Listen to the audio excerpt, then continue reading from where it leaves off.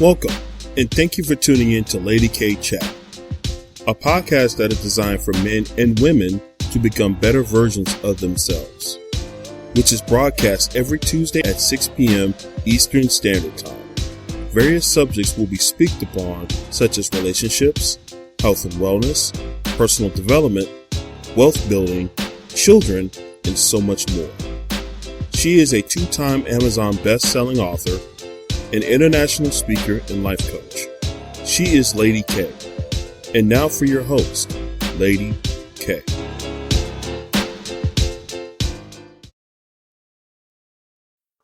Really? Yes. Wow.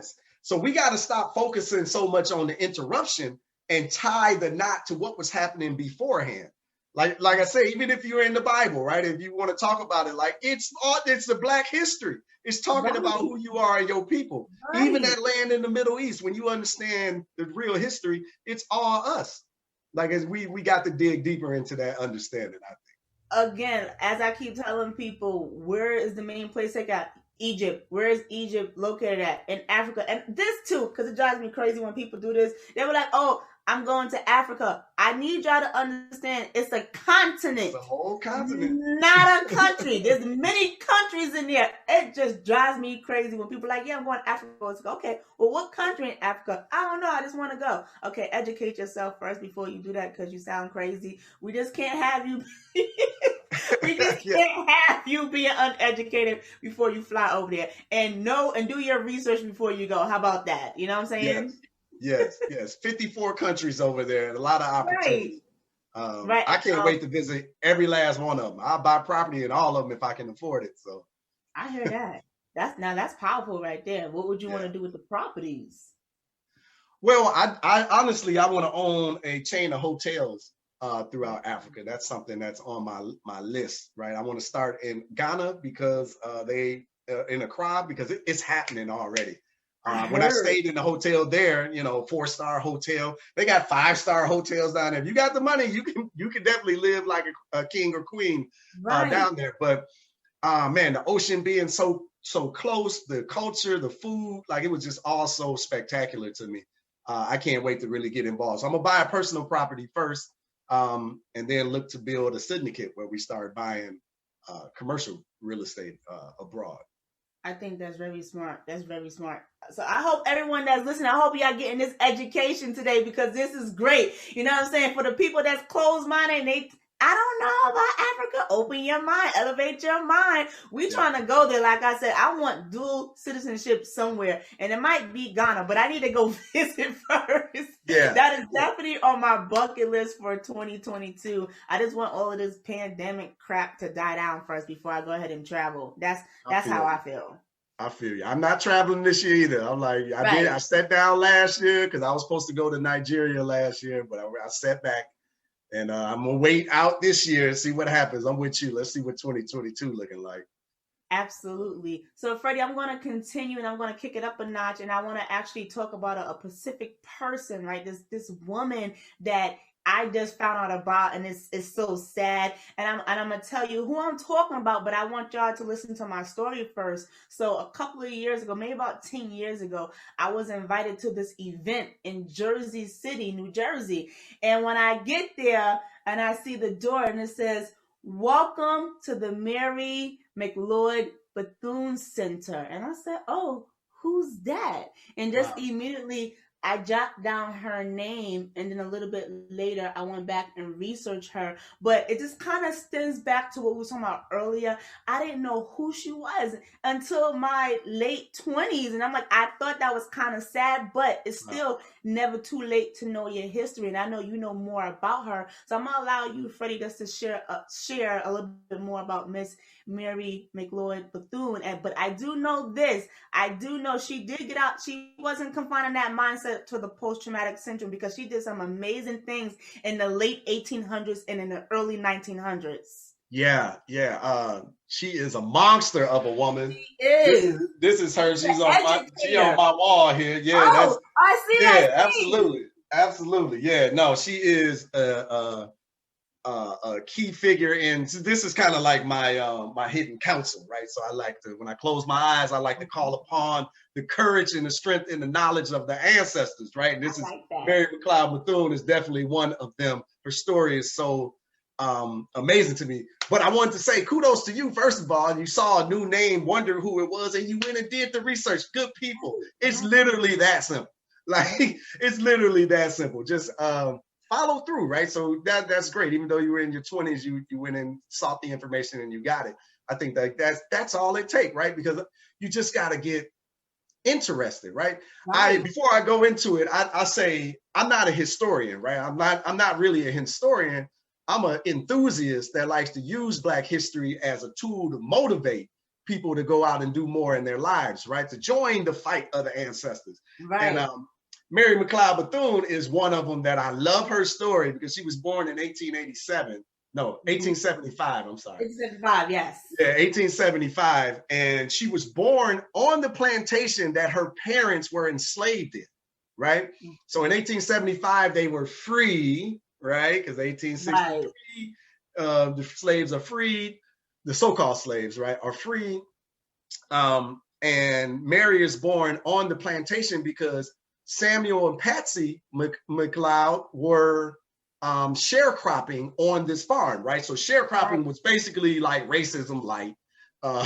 They did all of the work on the farm in exchange to live there and to get, some of the crops so that they could eat and survive. Now, the story that I love to tell is Mary is about 8 or 9 years old, and her mom, Patsy, has to go up to the big house to take the load of laundry. They washed all the white folks' clothes. She was a domestic, right? Growing up, my mom was a domestic, so I remember when we used to clean their houses and all of that, right? But it's like 1885 now, and 1883, somewhere in there. So Patsy is getting her clothing together, and she's about to take it up to the house, and she was like, "Oh, I need some help." And Samuel, her dad, says, "Oh, take Mary with you." And the mama pauses, and it's like, "You sure she ready?" And Samuel says, "She's gonna have to face it at some point anyway." And I like that story because it's that it. What is he talking about, right? That it was in the bank with Joy DeGruy, when she was talking about the little Black girl keeping her close. That it, right? That it was present in the Capitol building last month when they was rushing in and they showing all of that bravado and taking pictures, and nothing's happening to these people. That it, was shot Jacob Blake, Jacob Blake in the back, right? In Kenosha, Wisconsin. That it was them billy clubs beating on Rodney King's head back in 1992, or the 41 bullets that went into Amadou Diallo. That it is something that we're still facing. But in the 1880s, Samuel called it out. She's going to have to deal with it anyway. And this is that it is, we're still dealing with it today. It's just really sickening. But Mary was always different. She goes to the house, the big house that day, with her mom. Her mom goes in. Mary stays in the yard and is playing with the children, right? Mary notices a book on like the porch. She goes and grabs it and starts thumbing through it. And the little white boy runs up to Mary and snatches the book and says, you can't read anyway. Besides, books are for white people. And and Mary couldn't read at the time, because if you know anything about Reconstruction and all of that, there was no schools. They weren't teaching Black folks how to read during slavery or even post-slavery, right? So, but that stuck with Mary. She says she never let that go. She couldn't understand. She said, "I don't know what the difference between Black people and white people is, but it must be something in them books." And she declared that she was going to learn how to read. And can I say something real quick? Yeah, jump in there. I gotta say this real quick, because there was an old saying that's saying, if you don't want the Black folks to know, put it in the book. Yeah, it's a true statement today. Most of us it is. Still aren't reading, but I think that's an American thing. Most Americans don't read. Like, it's not a very bright electorate. I just say that, right? But so Mary eventually learns how to read. Mary is like enthralled with helping her people, right? Another guy on the wall, Carter G. Woodson, he wrote The Miseducation of the Negro. But there's a quote, him saying, if your education doesn't make you want to serve your people, then you should throw it away, right? And I feel like that's such a powerful statement, but that's something that drove Mary. She just wanted to serve her people. She got an opportunity to go to school when she turned like 12 years old. Get this, she walked 5 miles to school every day in the antebellum South as a 10, 11-year-old, 12-year-old walking by herself to go to school, to get educated. But every day when she returned, she taught her 16, get this, brothers and sisters, everything she learned that day. So she taught them how to read. She taught her parents how to read. Her parents didn't know how to read. She taught her parents how to read the Bible verses that got them through slavery.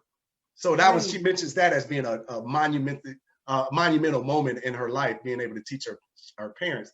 But she gets the opportunity to go off to school, and her dad said, her dad knew her dream was to open a school, right, to educate her people. Again, her education told her that she needed to be of service to her community.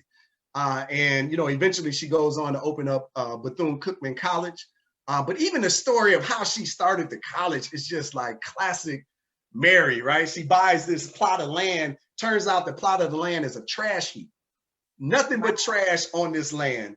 And she's inviting the local girls down to like clear the lot. Because what you going to do? You decide to build a school. You're going to cry about it. You're going to whine about it. You're going to bend your back and put in this work.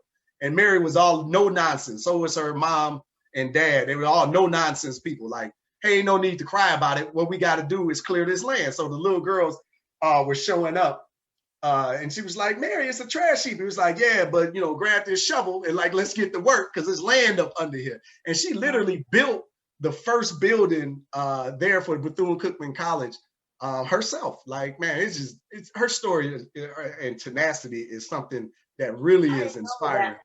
I didn't know she built college herself, but I knew I mean, because who else was going to do it, right? So hammer and nails, and got some volunteers and some people, and they started building up, man. And you know, it became Bethune-Cookman College eventually, right? It merged with Cookman College for Boys, and eventually, you know, hundreds of thousands of people have matriculated through the school to better themselves over the time. So I just really love her story.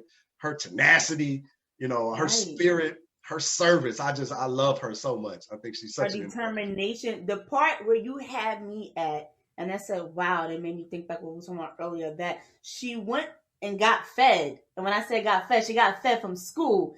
And then she was hungry enough to share it with her family. And I kind of think about that today, like why some of us, we get the knowledge that we get and we don't want to share with our people. Like right now I'm working on a project and I call it my $1 Million Baby Project. And I'm telling people, listen, we don't have to go out there and struggle and do all of this stuff. Look at this. Oh no, that's okay. Okay. But at least I want to bring the information back. Nobody can never say, oh, clean and withhold information. No, I always say, I have info. Do you want it? Now, if you don't, that's on you. But if you do, it's like join the club. It's like, what is wrong with people? I'm sorry, our people, Freddie. And I guess it goes back to that syndrome, not wanting to share. Why do you think we get so confined into that? I just, you know, again, I think it's like the miseducation of our community, right? Like that knowledge is scarce, that resources are scarce. There's not enough for everyone. So if I share this with you, you probably gonna get what I was gonna get, and you might get it before me. So I better hoard this information until I get enough. And it's never enough, right? It's never enough because America teaches you that you need to be greedy. It teaches you that you need more. You know, and America is never like, you know what, you probably got enough.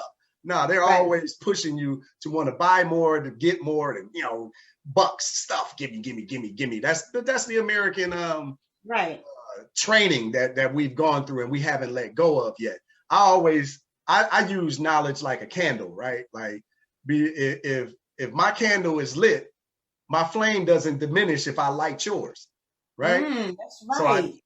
So we taking our candles and we're trying to change the world. We're going to light up the world by sharing this information and sharing as much knowledge with others as we can, because I know it's not going to diminish my flame. I believe in abundance. There's enough for all of us. There's way more than enough for all of us. We just got to have that slight mind shift. Right. Let me tell you something. I really think people have to understand how the duplication system works. I think once they get that intact, they can be like, oh, I get it now. You want to duplicate the same thing that has been working. You don't have to change it. Just Yeah. duplicate it, and then that makes it so strong. But a lot of people are not ready for that type of conversation. They're not ready to shift that mindset because, again, they're still confined and they're scared. And I get it. Especially the older generation, I get it. But for us, especially my age, I'm in my late 30s, this is a time that we can switch it up and we can change and do what we need to do so we can have better living going on. Like, we don't have to be like our parents and go to school and good job. That's irrelevant now. Okay. That's gone. Looks like my son. My son is graduating high school in 5 months. I'm a master trader. When he finished, I told him I'm going to put money in your account so you can do it, because right now I'm just giving him the education on how to trade. And I mean trade in the cryptocurrency world. So right now he's getting the education. So all this time, by the time he get out of high school, you're going to actually do it. You're going to actually apply it. And you don't need no masters. And I'm sorry, you don't need no bachelors just to go work for somebody else. When my son is an introvert, he like being home. I said, you like being home? Make money from home. And he was like, oh, I like that idea. Exactly. You see, because he has a choice. And like you say, Freddie, it always go back to that freedom. Yeah. That freedom right there. That freedom is something different. And I have a master's degree. I got my MBA. My children are, my youngest son just graduated last year, and my oldest is 21. And like that college dream, that's not a I think baby boy is gonna want to go at some point. Like, if you want to go, it's cool, whatever. But we're not going in the pandemic. Number one, that's not gonna happen. But they also work for me. I'm like, dude, you can just stay in the company and grow. As we grow, you can get higher, more authority. We work remote. You can do what you want. And another thing, I tell them, don't leave the house. Like, we kick our kids out, and then they go out and they struggle. They don't have no money. They can't save. They loaning, they borrowing, they get in debt, they getting in trouble. I told my 21-year-old, I said, look, if you get tired of us, assuming COVID goes away, right? You get tired of us, don't move out and go buy no damn car and no house or no apartment. Just go travel somewhere. Go to the airport and stay there for 3 weeks. Come back, hang out for a week or two, and then go back to the airport and fly somewhere else. And just go enjoy yourself, but don't take on that debt load and that servicing while you're young and you're still trying to figure it out anyway. And we got room and space. And if we get tired of you, me and the wife will go get on the plane and we'll leave. We got to start playing. We got to start playing team ball. Not only as a community, but as a family. This is why we keep getting slaughtered. Everybody else playing team ball, and we worried about rugged individualism, America. But they was taught that. Remember, it got stolen and taken away from us. So that's why we're there and we're trying to find our way back. But you said key, because I said the same thing to my son. You should go travel. Like, my son, he's into martial arts and stuff like that. I said, won't you go to Asia? I said, won't you go to Japan and do some stuff? Now, I have to say this, right? Because it dawned on me when you said he doesn't have to leave the house and why go pay. You know who Candy Burris is? She's one of the singers from Escape. So I think last year her daughter went to college and she should secured an apartment for her. Apartments is lavish and it's nice. And you hear people in the comments, oh, why are you buying an apartment for her? She needs to work and go to school. Why? Get out that thinking. Why do you want to put that struggle on your child? If you know you came from it, why would you want to do that to your child? But I'm like, do y'all even hear yourself? Allow your child to be a child. They're still young. They need to, like you said, your son needs to explore. My son needs to explore. He needs to figure out who he is, because right now he doesn't. And I see it all over his face. But I want him to get out more. I want him to do stuff. And travel is an education. It is an education. You hear so many stories of like business owners, like Howard Schultz, I think that's his name, the guy that's behind Starbucks. He came up with Starbucks while he was like touring through Europe somewhere. He was just like traveling around in the little tea shops. And then he came up with this idea for Starbucks, came back to the United States and built, a big company. But he got inspired by seeing other cultures and how they were interacting and learning things and meeting different people. And I tell my children to be citizens of the world, right? You don't got to just be American citizens, man. Like a lot a lot of people have dual citizenship around the world. And I think it would behoove African Americans to do the same, because America might not be here forever. So why would you wait for the last moment to have an affiliation with someone else? They don't love you anyway. You know, they ain't got no love for you. I mean, I think that they've shown that. I think there's a 200 and some odd year example of how they feel about you. 250 years. Right, exactly. They done showed you exactly what they think about you. I'd say you believe it. I believe it. I see it, and my eyes are wide open. We're gonna end soon, but I want to end on this. It really touched my heart last year what happened to Ahmad Aubury, and I think it really hit for me because my son is athletic, and I don't get a little teary eyes, but I said that could have been my son. He could have said, "Mom, I'm going out for a run," and my son never comes back home. Yeah. And I did a show on Ahmad, and I got caught in teary-eyed too, because again, I keep saying that could have been my son. Yeah. Yeah. But to God be the glory, my son is with me. And like you said, Freddie, I have both of my sons attached to my hip because I'm afraid what the world might do to them. Yeah. And it's so sad that we have to live in fear. And I'm tired. Yeah. And I had enough. So that's why my word for 2021 is purpose. Everything that I do this year have to have purpose because I want the best for my boys. I love it. I love it. So I'm going to end on that note because I'm sure I probably got the audience crying. Yeah. But I mean, I feel your pain. I got two black boys, 17 and 21. They could have been him, and that fear that we carry around all the time, all the time. Like it doesn't go away in this country. And I think that's why it's important for you to travel so you can see how it feels not to be in that. Like, it's like being in the frying pan. America is like being in the frying pan. And then you go somewhere else and you be like, why I feel so relaxed? But you don't got all this stress of racism and like, it's crazy racism. I'm not saying that, you go somewhere else, the people like love you, I'm not saying that, but there's no threat of death. Like, I was in London last year last year, whatever, like 2020 got me all. I know, messed up. I was in London and you don't even feel the terror in London that you feel here in America. And it was all white. I was downtown, like Hyde Park area and Soho and all of that. And you don't feel, it's still not the same. America is crazy. I say the country's sick. It is crazy, but I can say too, back when slavery was happening, and a lot of people that was in the Caribbean islands, a lot of them have gone to, the British territories.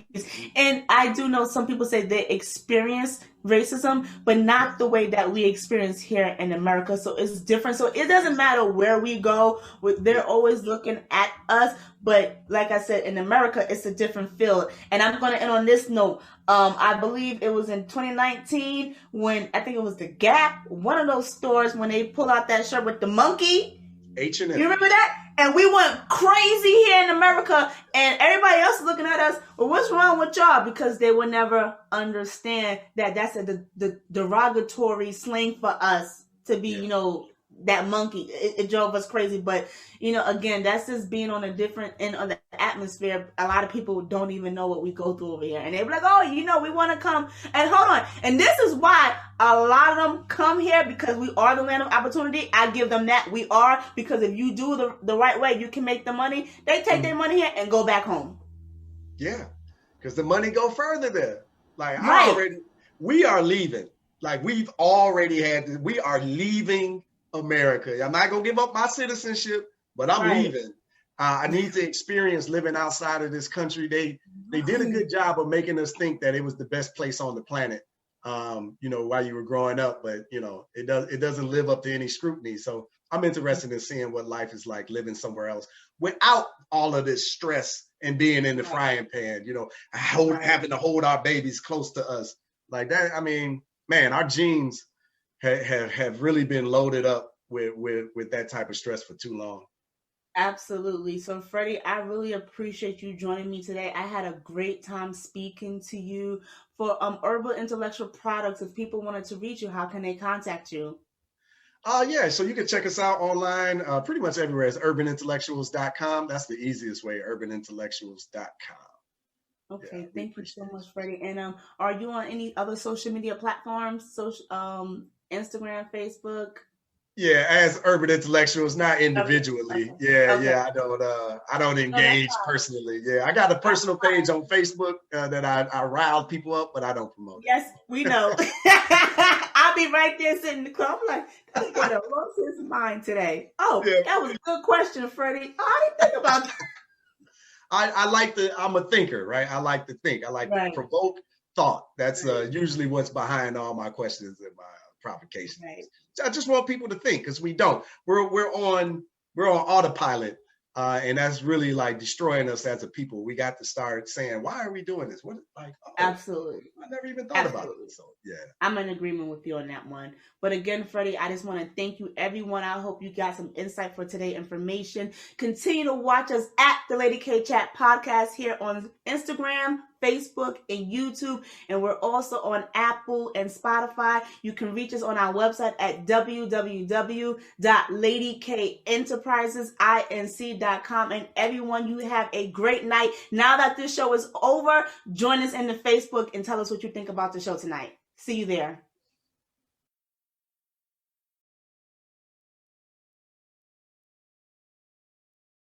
Lady K.